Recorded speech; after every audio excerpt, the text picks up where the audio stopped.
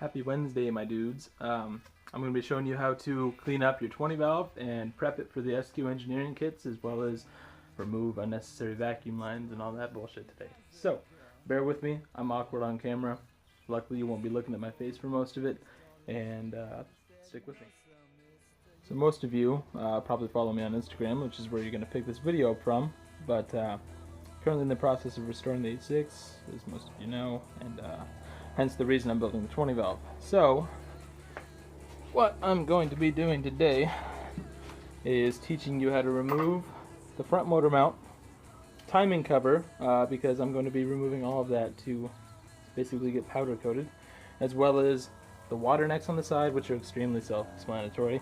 And this is the one a lot of people don't know, is there's a banjo fitting on the front of the motor, and you're going to be moving it to the back and using it as your brake booster, which allows you to remove the rat's nest of things that are under there as well. Alright, so I refitted a whole bunch of stuff to the engine basically to mock up what you guys are going to be going through. So, first things first, to get the front motor mount out, you'll just undo your timing cover, convenient, undo the lower one as well. The 3 bolts to the motor mount are going to be right there, and then you can just go ahead and put in your stuff. When you're putting a 20 valve into an 8.6, you aren't going to need either of these things, assuming that you're doing the SQ Engineering distributor kit and the water kit. So, you're going to remove your sensors from the original 20 valve housing. This one broke, so I'm going to have to order a new one. And then undo it, and go ahead and just set it over here because it's no longer in your life. And so the new one is only going to come out to about right here, and it's going to put a spout over this way. Now, I don't know about the new generation one. It hasn't arrived at my house yet. But I know in the first gen cooling kits that I did a couple years ago, they would rub against the sensor. And so you'd have to undo one of these bolts right here. I think it was actually the screws. So you leave a top screw in and the bottom one, and you just barely rotate it out of the way, and then you over tighten the top one, and it would hold everything together. And then the distributor cap, obviously mine's already disassembled, so get everything out, your rotor off, and then you leave it like this. The SQ kit for the distributor relocation moves your rotor and cap to the front. And the reason why you have to remove that front motor mount is because the mount that Sam uses goes like this pretty much.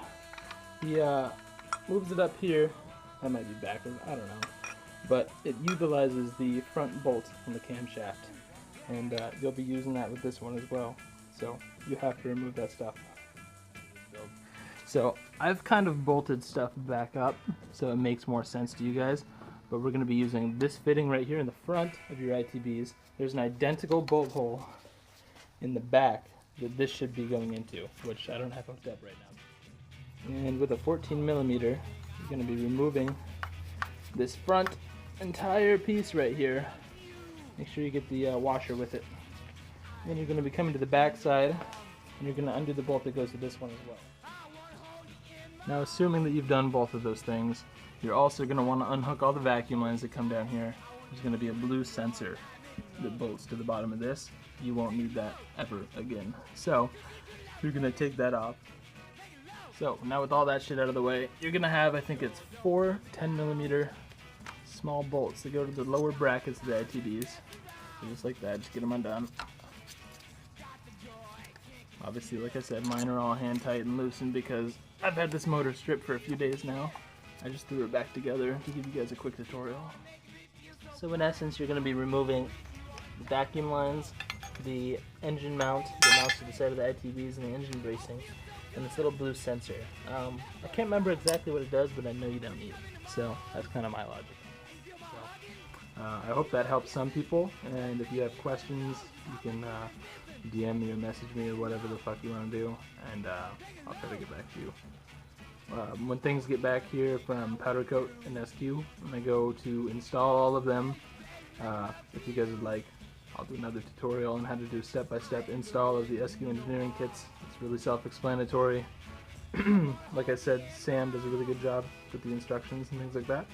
But if you're like me, you're a visual learner. You're not I didn't read much, didn't go to college, so it is what it is. But thanks for following me if you're here at the end, and if not, then have a good day.